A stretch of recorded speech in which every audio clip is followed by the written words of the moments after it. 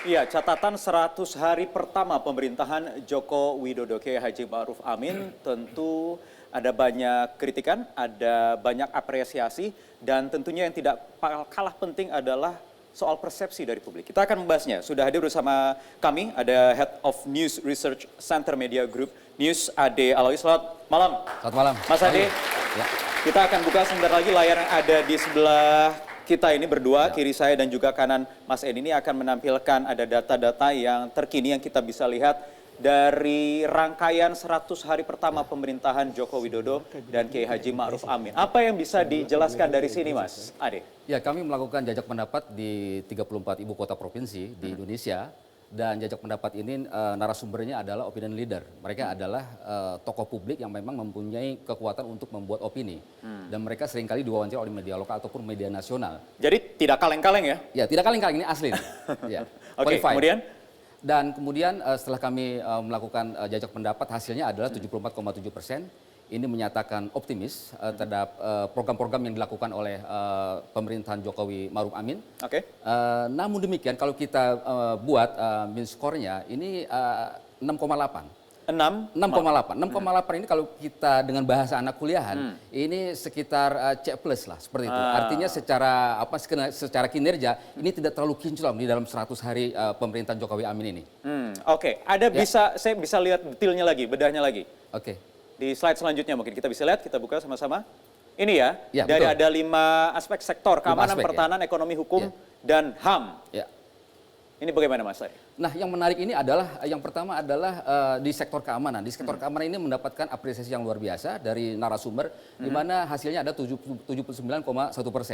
Kemudian pertahanan. Nah, keamanan ini merupakan kunci. Dari jawaban yang diberikan oleh narasumber, mereka mengapresiasi bagaimana kemudian pasca kerusuhan Papua tidak ada lagi konflik. Dan keamanan ini adalah merupakan jaminan dalam semua program pemerintah. Jadi kalau misalnya situasi yang tidak stabil, apapun yang dilakukan oleh pemerintah itu akan hancur semuanya. Tentunya ini juga dibuka pasca pemilu presiden kemarin karena ada rekonsiliasi politik. Nah, itu juga memberikan kontribusi bagaimana kemudian rekonsiliasi ini terjadi. Ketika Prabowo kemudian dan Gerindra yang masuk dalam gerbong koalisi pemerintahan, maka kemudian agak slow nih, situasi agak menurun tensinya. Dan itu juga berkontribusi terhadap terciptanya stabilitas politik nasional. Dan masuk lagi kemudian ekonomi dapat angka yang lumayan bagus. Ya, ekonomi juga mendapatkan angka yang lumayan bagus. Ya. Bagaimana kemudian tawaran Omnibus Law, kemudian Omnibus Law bidang perpajakan, ini juga sesuatu yang sangat luar biasa. Bagaimana Undang-Undang Sapu Jagat ini mampu kemudian melakukan pemangkasan regulasi-regulasi yang memang membelit selama ini. Ya. Bagaimana dengan kepastian hukum? 63,7%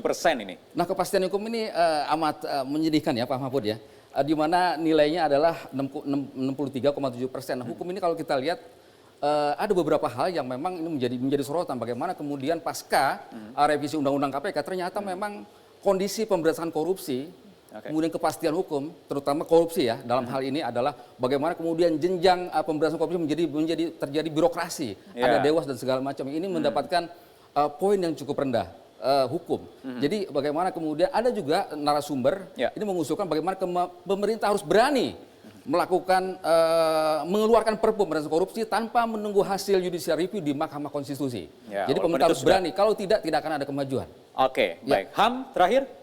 HAM ini juga memberikan catatan beberapa kemudian. Apa yang paling menjadi catatan kritisnya? Ya, menjadi catatan ada bagaimana kemudian dalam 100 hari ini belum ada tanda-tanda pemerintah untuk menyelesaikan kasus-kasus pelanggaran HAM masa lalu. Tidak ada komitmen pemerintah di sini. Jadi ini yang menjadi poin. Kemudian juga beberapa terjadi misalnya kekerasan terhadap sipil, dan kemudian pemberangusan, pembatasan hak berekspresi, diskusi dan sebagainya. Ini juga menjadi catatan bagaimana kemudian pemerintahan Jokowi Ma'ruf Amin dalam 100 hari ini tidak memperlihatkan komitmennya pada aspek hukum dan hak asasi manusia. Demikian. Ini isu laten yang dari tiap periode pemerintahan yang lalu-lalu pun juga sampai sekarang masih belum tertuntaskan. Mas Ade Alawi. Jadi yang hukum dan hak asasi manusia ini ke depan saya kira juga mesti ada satu perubahan yang fundamental. Bagaimana kemudian pemerintah mendorong dan menunjukkan komitmennya agar ini kemudian menjadi membaik rankingnya. Seperti itu, Wahyu. Itu nanti akan dijawab langsung oleh Pak Mahfud MD, Mas Ade Alawi. Terima kasih. Langsung nanti akan dibawakan oleh Zilvia Iskandar. Zilvia, silakan.